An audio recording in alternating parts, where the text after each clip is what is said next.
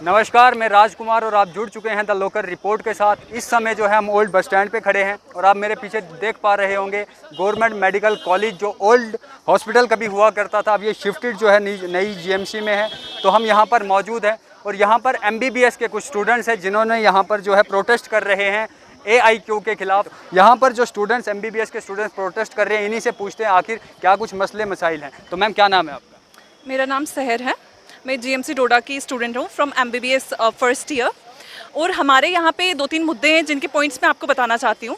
सबसे पहला तो हमारे 472 सीट्स रहती हैं पीजी की, और अभी हम जो यूजी के बच्चे सिलेक्ट हुए हैं इस साल वो हैं 1100 एस्कॉम्स को मिला के। अभी हमारा उधमपुर और हिंदवाड़ा भी आएगा जिसमें 1300 सीट्स हो जाएगी हमारी। 472 सीट्स के लिए बच्चे लड़ेंगे 1300। बाद में आप कह रहे हैं कि आप बाहर से भी बच्चे ले आएंगे। कितना ज़्यादा पहले हमारे यहाँ कंपटीशन है, आप बाहर से भी लेके आ रहे हैं। हमारी जो 100% सीट्स हैं स्किम्स की जा रही हैं, वहाँ पे बेस्ट पीजी मानी जाती है। 50% सीट्स हमारी जम्मू से और श्रीनगर से जा रही है। हमारा ये इशू है कि जो बाहर से लोग आए हैं, ये रूरल एरिया है, कोई भी रूरल में काम नहीं करना चाहता है, खासकर जो वो उस एरिया का ना हो। तो यहाँ पे वो बच्चे आएंगे, वो तो पीजी करेंगे 3 साल, वो तो चले जाएंगे बेटर अपॉर्चुनिटीज़ के लिए। तो फिर यहाँ के पेशेंट्स का क्या होगा? दूसरा हमारा पॉइंट ये है कि यहाँ के जो लोग हैं वो बात करते हैं कश्मीरी में, डोगरी में, पहाड़ी, गोजरी, इस तरह की लैंग्वेजेस यहाँ पे चलती हैं। बाहर वाला कोई इंसान आएगा, वो कोई मराठी बोल रहा है, कोई इंग्लिश बोल रहा है, कोई हिंदी बोल रहा है, वो तो कम्युनिकेट नहीं कर सकता ना पेशेंट के साथ। आप हमारे फ्यूचर के बारे में नहीं सोच रहे हो, दैट्स ओके, बट अपने पेशेंट्स के बारे में तो सोचिए, अपने हेल्थ केयर के बारे में तो सोचिए। हमारा ये पॉइंट है। हमें ऑल इंडिया कोटा नहीं चाहिए। पहले ही हमारे पास कम सीट्स हैं जो हमारे 100% हमारे ही स्टूडेंट्स के लिए रहनी चाहिए। आप एक्सपेक्ट करते हो कि हम लोग कम्पीट करेंगे बाहर के बच्चों के साथ, जब यहाँ इंटरनेट ही नहीं है।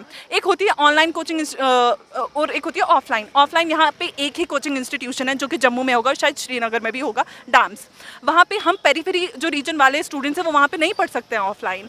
और ऑनलाइन की बात करें, हमारे यहाँ तो इंटरनेट ही बंद रहता है। अभी इसी पिछले महीने की बात है, हमारा इंटरनेट 15 दिन तक बंद था। तो आप एक्सपेक्ट कैसे कर सकते हो कि हम इंटरनेट बंद होने के बावजूद हम उनके साथ कम्पीट करेंगे?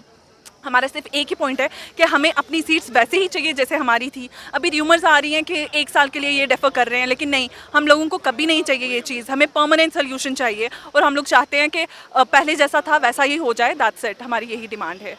तो मैम, मैं आपसे पूछना चाहूँगा कि क्या कुछ कारण रहेगा जम्मू कश्मीर को छोड़ के, अगर हम बाहर के लोग जो है यहाँ पर कम्पीट करने के लिए आएंगे, तो जम्मू कश्मीर के लोगों में क्या कुछ वो है जो उनसे कम्पीट नहीं कर पाएंगे? जी, पहले हम ये बात रखना चाहते हैं कि जो ऑनलाइन क्लासेस मतलब अगर हम करेंगे भी तो यहाँ पे इंटरनेट फैसिलिटीज़ अवेलेबल नहीं होती है।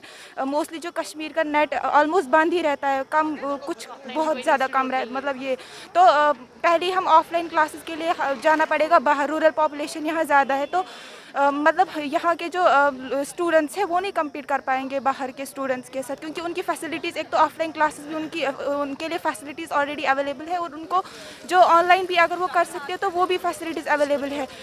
मतलब यहाँ पर किसी केस में भी नहीं कर पाएगा स्टूडेंट कम्पीट। अब अगर कर पाएगा भी कम्पीट तो यहाँ पे बहुत कम सीट्स है यहाँ पे। और ऑलरेडी जो हम ये सिर्फ मेडिकल स्टूडेंट्स के लिए मतलब ये नहीं हो रहा है कोलैप्स, ये सारा हेल्थ केयर सिस्टम में डिस्ट्रॉय हो रहा है। बिकॉज जो डॉक्टर पेशेंट का रेशो है वो ऑलरेडी मतलब यहाँ बहुत ज़्यादा है। तो अगर घर बाहर से आ जाएंगे डॉक्टर्स तो वो पेरीफेरी में काम करना नहीं चाहेंगे। तो अगर मतलब जो MD के लिए वो इधर आ जाएंगे, MD कंप्लीट करने के बाद वो नेटिव प्लेसेस ही प्रेफर करेंगे, वो तो यहाँ नहीं रहना चाहेंगे। तो उसकी वजह से जो यहाँ की जो आवाम है वो बहुत ज़्यादा डिफ़िकल्टी फेस करेगी यहाँ पे।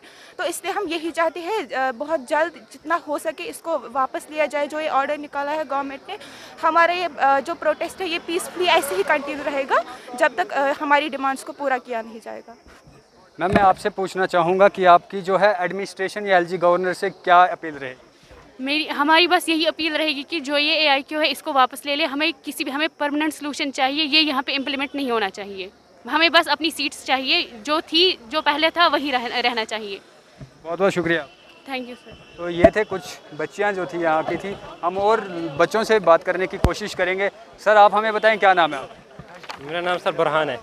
आपने जो है अपने हाथ में बैनर लिया हुआ है, लेट्स यूनाइट अगेंस्ट इनजस्टिस, तो क्या कुछ सोच के आपने इसको जो इनजस्टिस है तो जो सबसे पहली प्रॉब्लम है वो हमारी सोसाइटी को हो रही है। जो सबसे पहला रिलेशन होता है डॉक्टर और एक पेशेंट के दरमियान वो होता है कम्युनिकेशन। मैं बाहर भी रहा हूँ, देखा वहाँ हमारे कम्युनिकेशन में लिटरेट हूँ, मुझे उनकी लैंग्वेज समझ नहीं आती। तो जो हमारे यहाँ इलिटरेट हमारे भाई बहन है, माएँ हैं, उनको कैसे उनकी लैंग्वेज समझ आ सकते हैं। तो इससे क्या होता है, सबसे पहली जो प्रॉब्लम हो सकती है वो कम्युनिकेशन की होती है।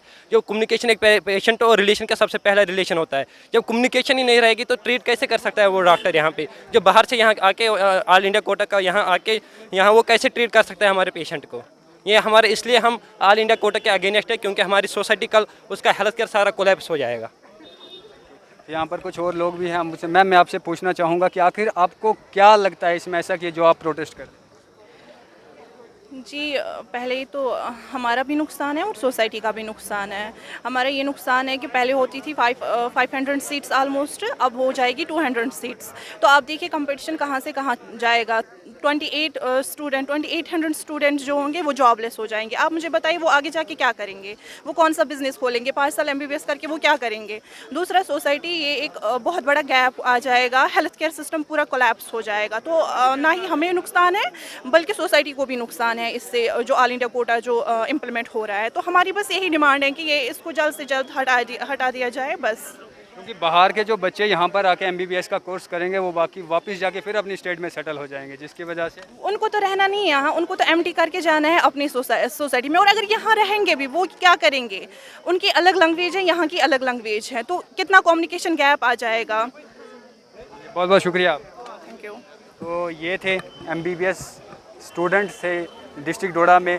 आपने देखा होगा, चाहे हम जम्मू की बात करें या अलग अलग डिस्ट्रिक्ट्स की बात करें, जम्मू कश्मीर में अलग अलग जगहों पर जो MBBS का बैच है वो कंटिन्यू प्रोटेस्ट कर रहा है ऑल इंडिया कोटा के खिलाफ। क्योंकि आप सभी को बता दूं कि पहले ही जम्मू कश्मीर की जो सीटें हैं वो बहुत कम हैं, और अगर इसमें 50% जो है हम J&K के बाहर के बच्चों को जो है यहाँ पर दे देते हैं, उनको अगर हम यहाँ पर सीट्स दे देते हैं, तो जिसके कारण जो है यहाँ के जो बच्चों का है या यहाँ का जम्मू कश्मीर के फ्यूचर की बात करें तो वो जो है ख़त्म हो जाएगा। क्योंकि बाहर के बच्चों को एडमिशन्स मिलेंगे, और बच्चों का भी सही कहना है कि कहीं ना कहीं जो कम्युनिकेशन गैप है वो हम सब के बीच में आएगी। बाहर के डॉक्टर्स आएंगे, वो इंग्लिश में बात करेंगे, हिंदी में या वो अपनी लैंग्वेजेस में बात करेंगे, तो जो हमारे रूरल एरियाज़ के लोग हैं, रूरल एरियाज़ के लोगों को कहीं ना कहीं कम्युनिकेशन जो गैप है वो देखने को मिलेगा। और इससे ये सही बात भी है कि जो हमारा मेडिकल फैसिलिटीज़ है ये बहुत बड़ा कोलैप्स कर जाएगी। इसके अलावा जम्मू कश्मीर में आप सभी को पता है कि इंटरनेट, ये इनकी बात ये भी सही थी कि इंटरनेट जो है बहुत कम ही टाइम जो है वो खुला रहता है, जिसके कारण हम ऑनलाइन क्लासेस तो ले सकते हैं नहीं, और ऑफलाइन क्लासेस की यहाँ पर इतनी फैसिलिटी नहीं है, या जगह जगह पर जो है ऑफलाइन के लिए कोई सेंटर्स नहीं खुले हुए हैं जहाँ पर जो है बच्चे अपनी पढ़ाई पूरी कर सकें।